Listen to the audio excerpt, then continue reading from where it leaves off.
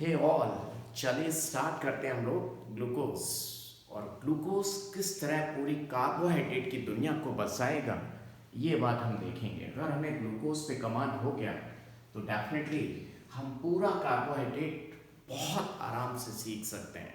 चाहे वो आईआईटी हो, चाहे वो नीट हो, चाहे वो बोर्ड एग्जाम हो, कुछ भी हो, बेस्ट तरीके से फुल मार्क्स लाने के लिए क्या आप तैयार हैं? तो आइए ग्लूकोज पे कमांड।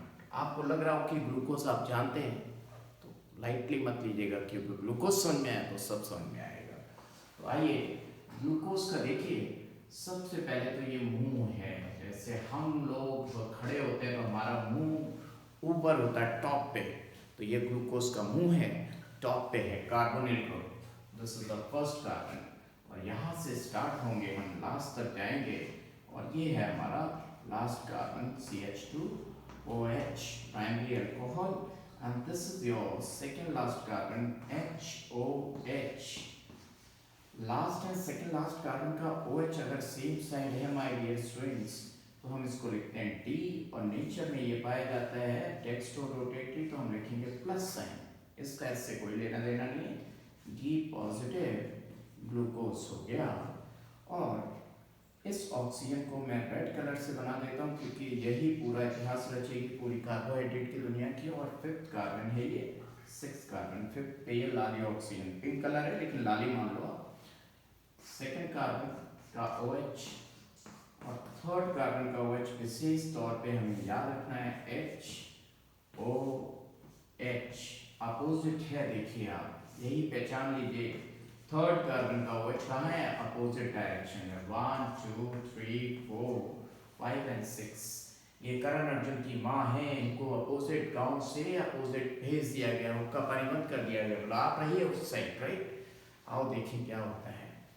ये कार्बोनिल कार्बन है पॉजिटिव, और ये डेल्टा नेगेटिव, और यहाँ डेल्टा नेगेटिव और यहाँ डेल्टा पॉजिटिव। ये दोनों एक दूसरे को चाह रहे हैं।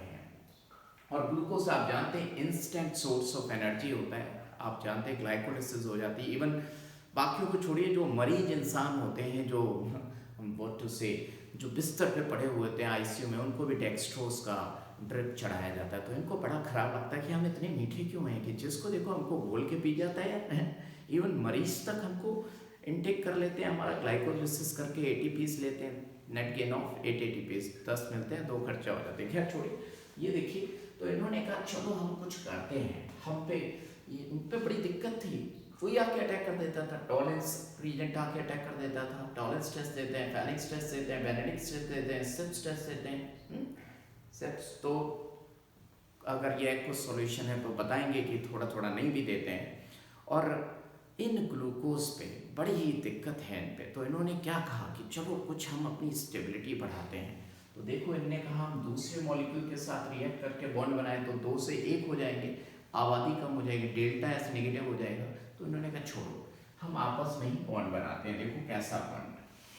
ये प्लेनर है sp2 हाइब्रिडाइज्ड, और इस पे ये oxygen above the plane and below the plane दोनों साइड से अटैक करेगा। और दोनों साइड से जब अटैक करेगा, देखिए लाली ऑक्सीजन फिफ्थ की तो थी ही, और इसका मन हो रहा है फर्स्ट का भी होने का। देखो फर्स्ट कार्बन की भी होने वाली है। तो देखो क्या होगा, आप देखते रहिएगा। CHOH CH2OH। और इस लाली ऑक्सीजन को सबसे पहले हम बना दें, क्योंकि यही इतिहास बनाएगी HO।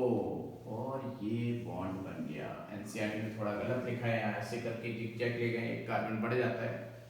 और देखिए ये सेकंड कार्बन आपका HOH, और ये थर्ड कार्बन को विशेष तौर पे ध्यान रखना है आपने, HOH। ये माँ है, चार ये अपोजिट हैं। और ये फोर्थ कार्बन। तो एक बार अबव द प्लेन अटैक किया और एक बार बिलो द प्लेन अटैक करेगा। तो उसको भी हम बना देते हैं CH2OH। और ये देखिए CHOH, और ये थर्ड कार्बन का OH भी हम ड्रॉ कर दें यहाँ पर। और ये सेकेंड कार्बन का HOH, और फोर्थ कार्बन ये हो गया OH। और ये लाली ऑक्सीजन जो कि फर्स्ट की हो चुकी है। और फिफ्थ की तो परमानेंट ही है, लेकिन दो दो की हो रही है। ये लाके ऑक्सीजन को ही याद रखना, यही काम की चीज़ है। क्यों काम की चीज़ है? देखिए अगर एक्वस सॉल्यूशन में है तो ये ऐसा भी है, ऐसा भी है। इसको बोलते हैं ring structure, hemi acetal pyranose ring structure. ये भी क्या है? Hemy acetal pyranose ring structure equilibrium में है और ये आपस में भी इक्विलिब्रियम में है माय डियर स्टूडेंट्स। यानी कि क्लोज चेन, ये sorry open chain, close chain, close chain, दोनों ही क्लोज चेन इस ओपन चेन के साथ इक्विलिब्रियम में है। देखिए सिर्फ इन दोनों में अगर डिफरेंस देखें तो इस OH का है, इसमें राइट हैंड साइड में, इसमें लेफ्ट हैंड साइड में। बस यही बात ध्यान रखनी है, इसमें राइट हैंड साइड में ये OH है, इसमें लेफ्ट हैंड साइड में ये OH है। यानी कि फर्स्ट कार्बन पे डिफरेंस है, फर्स्ट कार्बन पे डिफरेंस, इतनी बात याद रखना है। इसमें 4 कायरल कार्बन थे, 1 2 3 4, और इसमें 5 कायरल कार्बन है, 1 2 3 4 एंड 5। इसमें भी 1 2 3 4 एंड 5। यानी कि ये वाला कार्बन, टॉप वाला कार्बन एक्स्ट्रा कायरल बना है and this carbon is known as anomeric carbon. क्या बोलते हैं इसको? Anomeric carbon. याद रखिएगा एनोमेरिक कार्बन। यानी कि ये स्पेशल एपीमर हैं, these two are special type of epimers. और मैंने अभी बोला इनको बोलते क्या है? Pyranose, yes pyranose hemi acetal ring structure, hemi acetal ring structure. और याद रखिएगा ये फर्स्ट कार्बन का और थर्ड कार्बन का OH अगर सेम साइड है, ये सेम साइड है, ये देखो माँ तो पहले ही बेचारी अपोजिट थी, और इससे पुजारी लोग कहते थे तेरा बेटा आएगा, मेरे कर्ण अर्जुन कब आएंगे, कर्ण अर्जुन कब आएंगे, माँ कहती थी। तो पुजारी कहता था तेरा बेटा तेरी साइड आएगा, तेरा बेटा तेरी साइड। तो आ गया तेरा बेटा, 1 और 3 तेरा, और बेटा तेरी साइड, मतलब बीटा है, ये सेम साइड आ गया तो बीटा है, बीटा डी ग्लूकोज। तो इसको हम क्या बोलेंगे, क्या लिखेंगे? Beta D positive glucose. My dear students ध्यान रखिएगा, डी पॉजिटिव तो पहले ही था, ये बीटा किस लिए आया? तेरा 1 और 3, तेरा बेटा तेरी साइड, बेटा बेटा बेटा, तेरा तेरा तेरा बेटा तेरी साइड आ गया। और अंडरस्टूड है, जब ये आ गया तो 1 और 3 अपोजिट हैं, तो अल्फा, ये अल्फा डी ग्लूकोज है, this is your alpha D glucose, alpha D glucose. इतनी बात याद रखिएगा। और इसका ऑप्टिकल रोटेशन जो होता है वो 18.5 डिग्री होता है, और इसका 112.5 डिग्री ऑप्टिकल रोटेशन होता है। और ये आपस में इंटर कन्वर्टिबल है, ये इसमें इंटर कन्वर्टिबल होता रहता है, वो उसमें इंटर कन्वर्टिबल होता रहता है। और इस प्रोसेस को, आपस में इंटर कन्वर्जन को हम बोलते हैं म्यूटा रोटेशन। क्या बोलते हैं? Mutarotation. This is known as mutarotation, mutarotation. और ये म्यूटा रोटेशन क्यों इसलिए हो रहा है? ये आपस में इंटर कन्वर्टिबल डायरेक्ट नहीं है, ये इधर जाएगा फिर इधर आएगा, ये इधर आएगा फिर इधर आएगा। इसका मतलब ये कार्बन का जो मुंह है लग क्या रहा है? बंद, लेकिन बंद नहीं माय डियर स्टूडेंट, खुल बंद हो रहा है उस सॉल्यूशन में। ये कभी ओपन चेन में आता है, कभी क्लोज चेन में आता है। तो इसमें अगर पूछा जाए कि कहाँ है CHO, अगर टॉलेंस रीजन खोजता हुआ इसको जाएगा कि कहाँ है, तो ये मुंह है, क्योंकि बंद लग रहा है लेकिन ये खुल बंद होता है। जो बात ये जान गया बच्चा, वही एग्जाम में पास होगा कि ये पहला कार्बन बंद लग रहा है, लेकिन कुत्ते का मुंह देखा है आपने, डॉगी का मुंह बंद है, लेकिन जब खाने वाली कोई चीज़ आती है तो खुल जाता है। आप पॉपकॉर्न खाते हैं, आप खुल बंद होता रहता है, तो इसका भी मुंह खुल बंद हो रहा है। इतनी बात जो बच्चा समझ गया वो आगे सब कुछ कर लेगा। तो बोलो अगर आपको ये बात समझ में आ गई तो बोलो हाँ, आगे सबको। अब देखिए ये कार्बन पे OH है, H है, और ये ईथर है, देखो COC और OH, इसको बोलते हैं हेमी एसिटल। ये भी हेमी एसिटल है, Hemy acetal pyranose ring structure. ये आपस में बॉन्डिंग होने से फायदा क्या हुआ? इंट्रामोलिकुलर बॉन्डिंग होने से क्या फायदा हुआ कि एक मॉलिक्यूल एक ही रहा, डेल्टा H नेगेटिव आ गया, इसके लिए डेल्टा H क्या आ गया?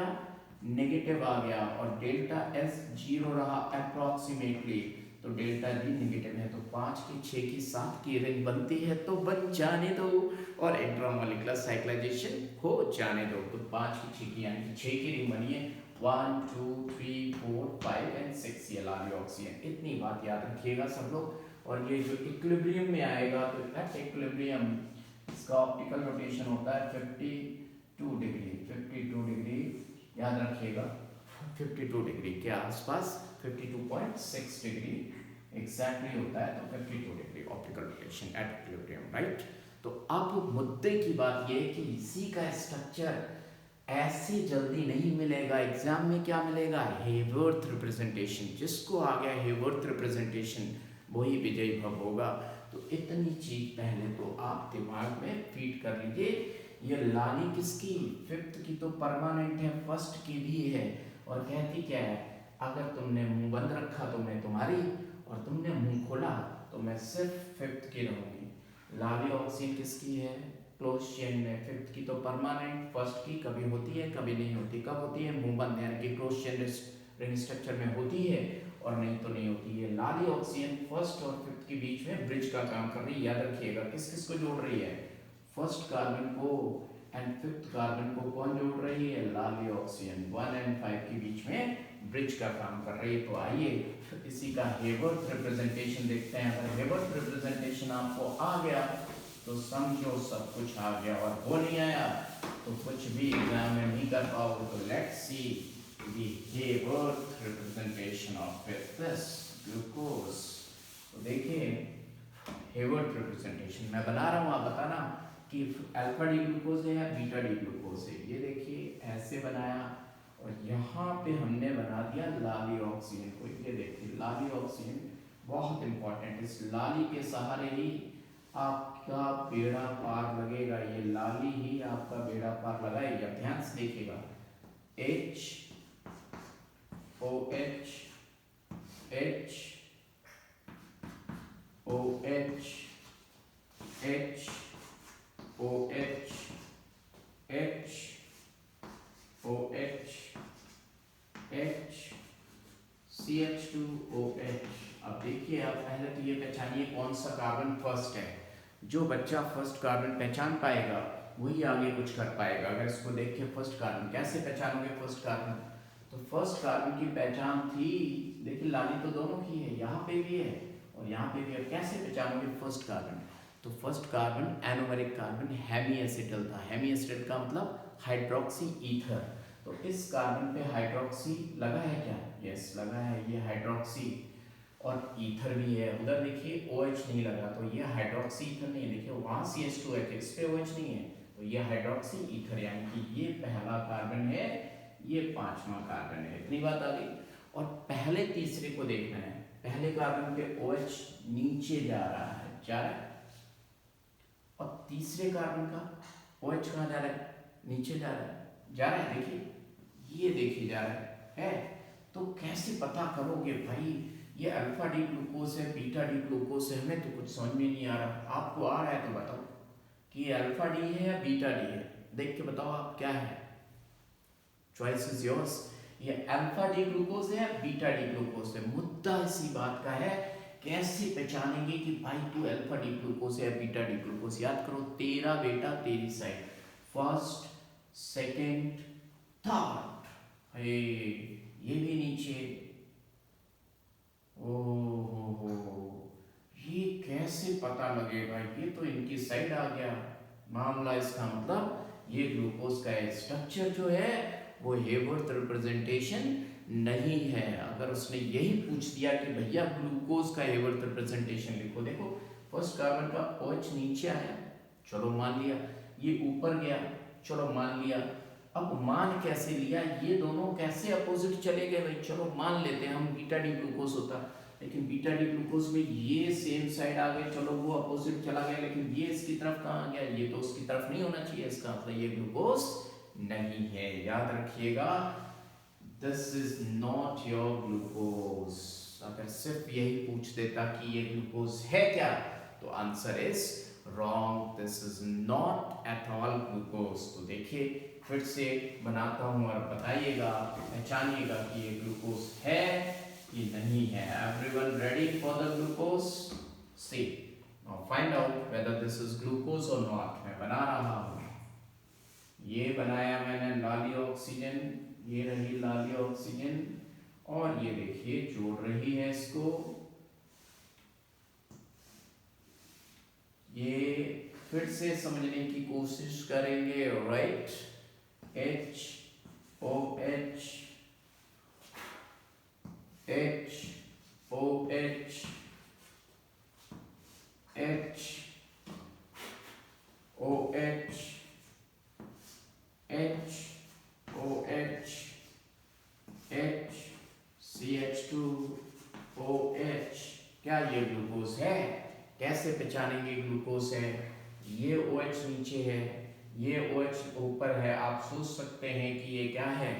Alpha D glucose. देखिए क्या ये अल्फा डी ग्लूकोज है?